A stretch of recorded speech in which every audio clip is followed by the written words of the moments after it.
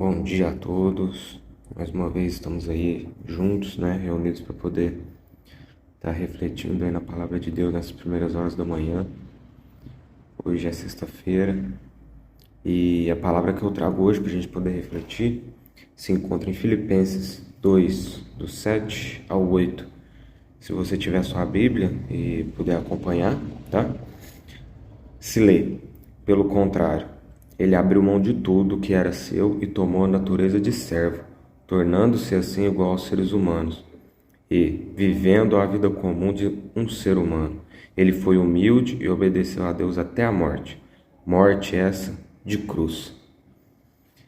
Essa passagem para a gente refletir tudo que Cristo passou nessa terra, né, antes de ascender aos céus.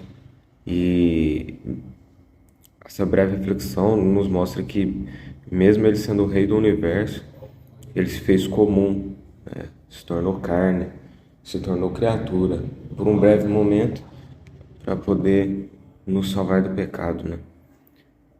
E nos leva a pensar o que a gente pudesse fazer, o que a gente fazeria se estivéssemos no lugar dele, né? Imagina se nós tivéssemos acesso a todos os luxos com os quais a gente poderia sonhar. Será que a gente abriria mão voluntariamente? Se a gente tivesse acesso a riquezas além das nossas imaginações, será que a gente daria tudo? Abriria mão de tudo? De tudo, tudo, por alguém que a gente ama? Não sei, né? O ser humano, nós somos muitos falhos, né? Então, eu acho que a gente não chegaria numa compreensão de amor assim. Mas isso é um breve resumo do que Jesus fez.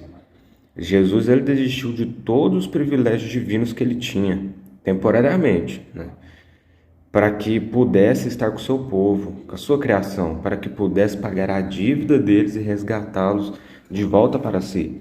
Em Filipenses 2,9 se lê assim: por isso Deus deu a Jesus a mais alta honra e pôs nele o nome que é o mais importante de todos os nomes, Cristo Jesus. Então, se você se considera um seguidor de Jesus, você é naturalmente chamado a segui-lo, para refletir o seu nome, o seu amor, o seu nome, e para diariamente morrer para si mesmo.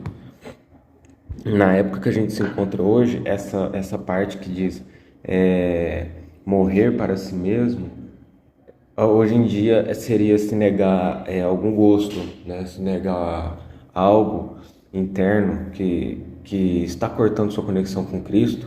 Mas antigamente eram os mártires, né? Antigamente morrer para si mesmo era morrer mesmo.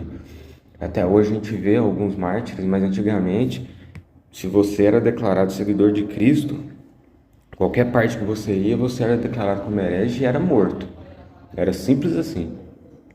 Era forca, fogueira, tinham várias outras formas que eles faziam, torturas, enfim, as perseguições eram as mais altas.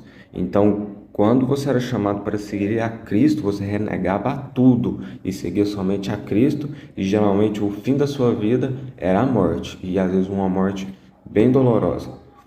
O amor que Cristo ele declarou para a gente na cruz, e tudo que ele viveu no período de 33 anos que ele teve seu ministério aqui na terra, cada dia, tudo que ele fez foi em amor à sua criação, né?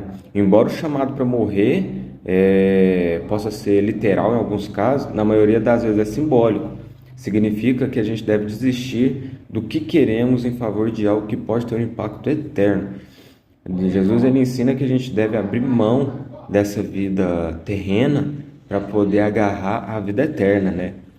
E às vezes a gente se perde nisso, porque talvez em vez de a gente assistir um programa de TV ou perder tempo a gente vendo a vida dos outros no Instagram, no Facebook, a gente pode visitar alguém que está no hospital doente, levar uma refeição para alguém que está sofrendo, às vezes dar um auxílio para algum familiar que está precisando de ajuda. Às vezes ao invés de corrermos atrás de trabalho, serviço a todo momento, de compromissos em nossas agendas, a gente pode reservar um tempo para poder ler a Bíblia com uma criança, por exemplo, ou então fazer amizade com alguém que está solitário e está presente com a pessoa, né? Às vezes a pessoa sofrendo com alguma depressão, algum tipo de problema psicológico, e o que ela precisa às vezes é de uma pessoa para sentar ali e conversar. A gente perde muito tempo com coisas mundanas e gasta pouco tempo com coisas eternas. E talvez em vez de esperar que Deus envie essas oportunidades, a gente deveria procurar elas. E aqueles que estão desesperados por Ele, levar a palavra para as pessoas que estão necessitadas, clamando, né, com sede dessa água viva que é a palavra de Deus. Deus nos dá diversas oportunidades de podermos fazer isso, de levar essas palavras divinas para outras pessoas que estão passando por necessidade. Mas eu gostaria de voltar um pouquinho aqui para a gente refletir um pouco nesse ministério, nesses 33 anos do ministério de Cristo aqui na Terra. Como cada vida, tudo foi, tudo que ele fez, né, foi para poder nos resgatar na cruz, né? Deus enviou seu Filho unigênito para que todo aquele que nele crê não morra, mas tenha vida eterna. Ele pagou, Deus, né, Jesus Cristo, Deus Filho, pagou o preço por tudo, para que a gente pudesse ter uma comunhão verdadeira com Ele e para que a gente fosse resgatar do nosso pecado. Ele abriu mão de tudo. Tem uma parte na Bíblia que é no jardim, quando Caifás chega, né, com os outros soldados para poder capturar Cristo. E ele pergunta, você é Jesus? E Cristo responde, eu sou. E nesse momento todos caem de joelho. Tem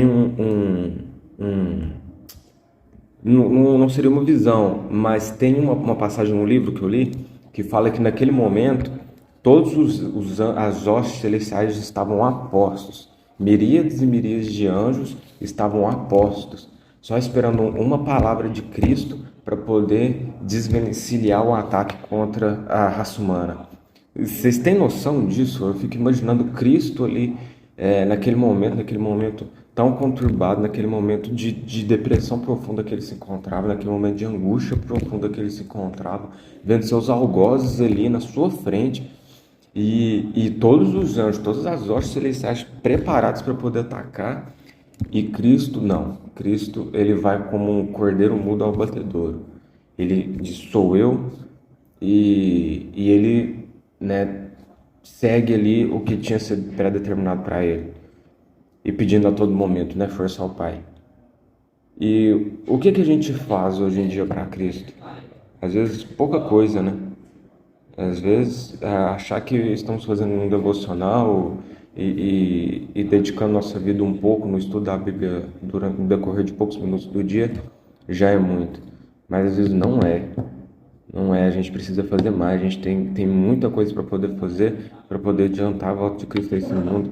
É levar a palavra para todas as pessoas da forma mais rápida possível. Muitas pessoas têm sede dessa palavra e às vezes padecem sem saber dessa palavra. Às vezes padecem no seu pecado, padecem na perdição, sem saber que há um Cristo que morreu para poder nos salvar. Morreu a morte de cruz, né? A morte que naquela época era para as piores pessoas do mundo. Então, a gente tem que refletir e fazer mais por Cristo, porque Cristo fez tudo por nós. O que a gente está fazendo hoje para poder levar a palavra de Cristo a todas as pessoas, para que Ele possa retornar a esse mundo? A gente perde muito tempo com coisas mundanas que não agregam a nada a nós. Então, fica a reflexão, o que podemos fazer para poder levar esse pensamento para outras pessoas poder conhecer a Deus, né? Às vezes nós estamos fazendo pouco e Cristo fez muito por nós, né?